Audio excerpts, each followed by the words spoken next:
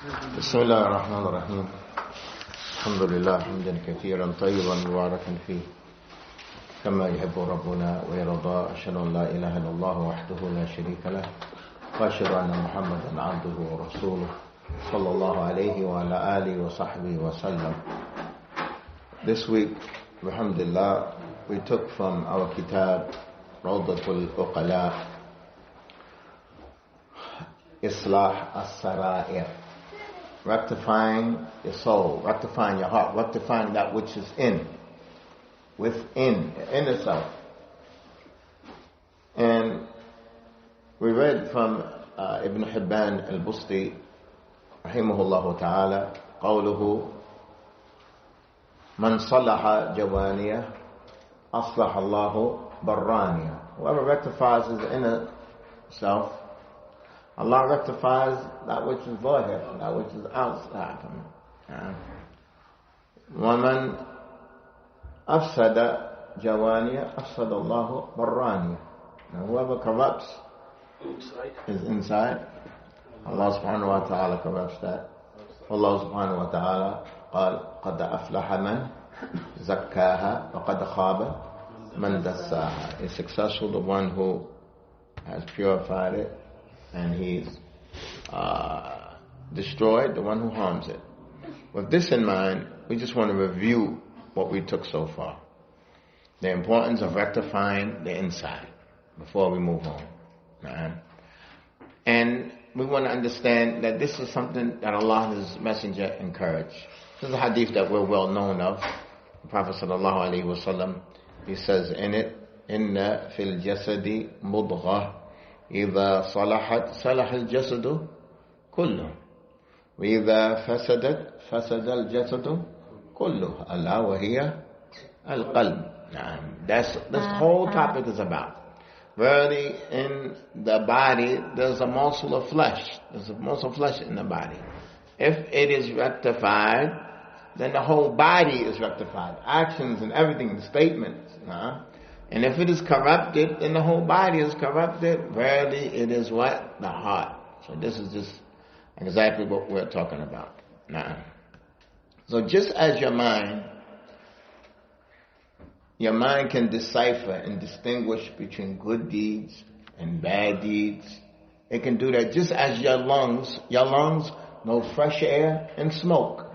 Your lungs can tell the difference. How do your lungs tell the difference? Allah made it like that. And your liver knows the difference between salt and sugar. And it operates according to what you put in it. So if you can understand that your lungs understand fresh air and smoke, and understand salt, sugar, the pupil in your eye, when you're in darkness, the pupil in your eye, it opens up so that light can enter. That's why if you're outside in a bright area and you come into a dark area, you can't see. Until your pupil changes. So when you're in a dark area, your pupil in the eye has to open up so that a lot of light goes in. But when you're outside, your pupil is small. So when it's small, when you're outside, it's light. When you come inside a dark area, you can't see. Why does your eye know this? Just the way that your eye knows that Allah made it like that. This is the same way your soul, it knows these things. From the statement of Allah, فَأَلْهَمَهَا فُجُورَهَا وَتَقْوَاهَا. Allah inspired it with these things. So we want to understand that. We want this to be something, something clear with us that there's no doubt about it. Now, the second topic that we want to be aware of is that Iman increases with good deeds and decreases with bad deeds. Now, this is the correct belief. In Iman, it fluctuates. Taqwa, it fluctuates. What is Iman? This is our question for today. What is Iman? What is it?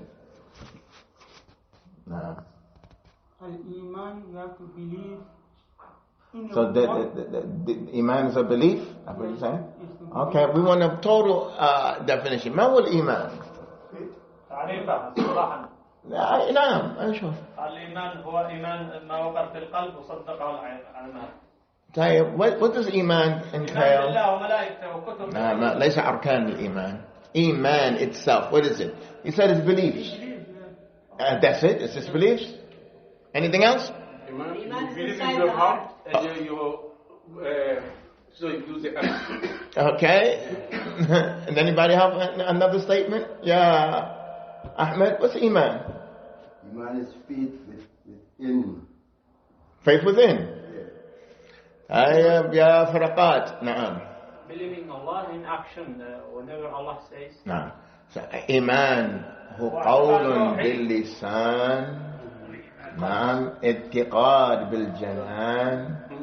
والعمل بالأركان. نعم. إيمان بارك الله فيكم is beliefs, actions and statements. All of it is Iman. Beliefs, actions and statements.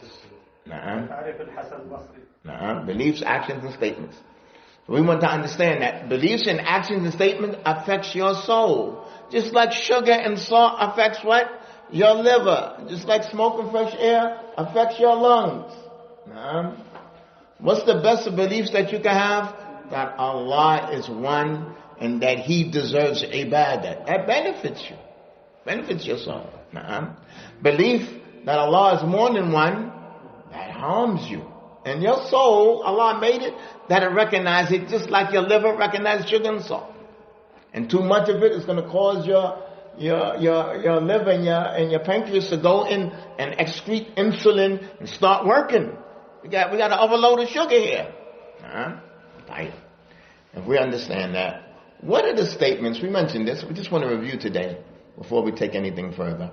What are the statements of the heart? The statement of the heart is what you believe. It's like your heart is saying, I believe Allah is above the sky. It's above this creation. This is a statement in your heart. You believe that. And I believe that this is halal. And I believe that's haram. And I believe that's tayyib. I believe that's khabith. That's not tayyib. I believe that. Now, the Muslim has his beliefs laid out. He doesn't have to try something and sniff this pothole and drink this and taste that. And no, that's halal. That's haram. This is lawful. That's unlawful. And it's the beliefs. We mentioned the hadith. It's a beautiful hadith and I like to repeat it all the time. أن أعرابي قال يا رسول الله أرأيت إن صليت المكتوبات وحرمت الحرام وأحللت الحلال أدخل الجنة؟ قال نعم. The person said, oh Masjid of Allah, tell me, if I make the 5 salah, وحرمت الحرام, everything that's haram, I believe that is haram. And everything that's halal, I see it as halal. First of all, who makes the halal and the haram? Who makes it like that? Allah.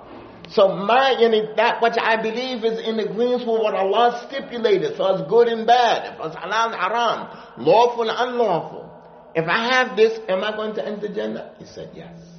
I mean, this is a major part of rectifying what? Your soul. So rectifying your soul has 2 things. One is rectifying your beliefs. And it's easy to say that that's haram. But what is it that you indulge? What do you really believe? Now, you can't be like, that's haram, but listen, I got to do what I got to do. Listen, hey. I know it's good for me sometimes.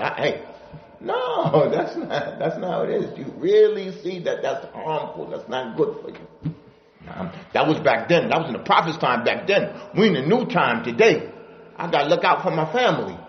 No, that's not how it doesn't go by the time or the place. Who knows who Andrew Jackson is? You know who Andrew Jackson? Abdullah. Andrew Jackson. I think there's a singer or somebody. No. Andrew Jackson is the President of the United States. A politician, yeah. President of the United States. The 3rd President of the United States. He got reelected. He got reelected. And he saw that whoever does a homosexual act should be killed. He's President of the United States. But now the years have changed and rules have changed. So this is the benefit of Islam. Islam honors their salaf. Whatever our salaf saw was halal, haram, we honor them. We're on Millat Ibrahim. We're on the Millat of Ibrahim. We have not changed. And just their forefathers right there, they slapped Andrew Jackson in the face. Today they would slap him in his face. He's the forefather of this country. You with me, Abba Haji? Fahmt kalami, ma fahmt kalami. He's from the forefathers, Ya Yusuf. Understand what I'm saying? So halal, haram, it doesn't change according to time. Because Allah made the nafs like that. Allah made the nafs, that's halal, and that's haram. You can't change the time and say, now a lot of salt is good for you. Because we're in a new time. Now, high blood pressure, it's good. Because this is a new era, and I have to enjoy myself. No, it doesn't work like that. So if it doesn't work like that with your body, first and foremost, it's not going to work like that. What? What's your mind? No. So now we want to look at a couple of ayats and hadith to see that the Prophet used to go out of his way to warn us about rectifying our inside. We looked at yesterday, and the Prophet sallallahu alaihi wasallam قال أربع من كن فيه كان منافقا. These 4 descriptions, whoever has them is a munafiq. Tayyib, why is the Prophet telling his companions this? I mean, could these descriptions be amongst his companions? If he's telling his companions, right, he's not telling them, and it's not from amongst them, no way, no how. He's talking to them, and he's describing it, and he's counting it. 4 things. If you have these 4 things, you're a munafiq khalis, you're clear munafiq. Then he says, أو كانت فيه خصلة من الأربع. If he has one trait of these 4 things, كانت فيه خصلة من النفاق حتى يدعها. Whoever has one of these things, he has a part of nifaq until he leaves it. I mean, that's encouragement to his commanders, talking to them. He's talking to them. Then he starts mentioning it. إذا حدث كذب. If he speaks, he lies. وَإِذَا وَعَدَ أَخْلَفَ. If he makes a promise, he breaks it. Meanwhile, he was making the promise, he didn't even intend to fulfill it from the time that he made it. Not that something happened incidentally and he couldn't keep his word. That's excuse. وَإِذَا عَاهَدَ غَدَرَ. He has an agreement, he breaks the agreement. Agreement, signed, agreed upon, shook hands, over, agreed upon. وَإِذَا خَاصَمَ فَجَرَ. And at a disagreement, he goes overboard. He has no karama for you. Further, we look at other than that, Allah subhanahu wa ta'ala, or the hadith that we took before, we're going to look how the Prophet is warned. All those affairs have to do with inner affairs. And the Prophet is warning his companions from these things. So we have to look and see if we find these things within our own selves. And this is a part of rectifying your own self. Look at these things. Look at this hadith. I like to mention it because it's not just something that's inside, but the Prophet is showing how this is right here amongst us. لَأَعْلَمَنَّ أَقْوَامٍ. I know people. Min ummati. They're from my ummah. He says, I know them.